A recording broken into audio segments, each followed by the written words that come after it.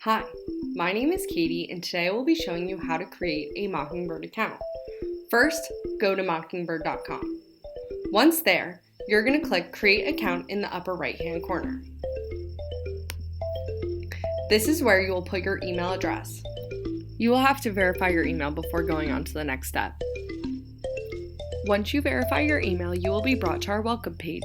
This is step-by-step on how to create your Mocingbird account. Here you will arrive at the account setup page where you will choose your Mocingbird username and password.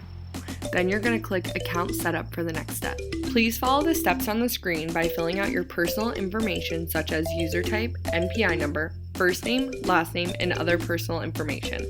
Click Next to proceed.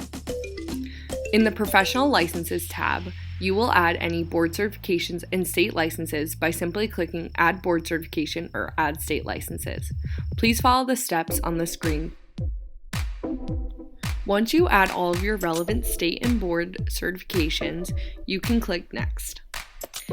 In the Additional Trackers tab, you can choose any additional trackers that you would like to appear on your Mocingbird account. Then click Next. This is where you would upload any documents that you would like to be stored in your Mocingbird account, such as licenses, certifications, CME certifications, certificates, or transcripts. This is the last step to finalizing your Mocingbird account.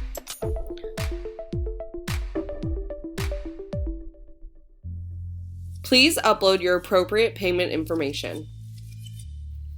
Now that you've entered your payment information, your dashboard will come alive. Now you can officially start using your Mocingbird account. I would like to be the first one to officially welcome you to our flock. If you have any questions, you can use the chat feature on our website, or you can email contact@mocingbird.com.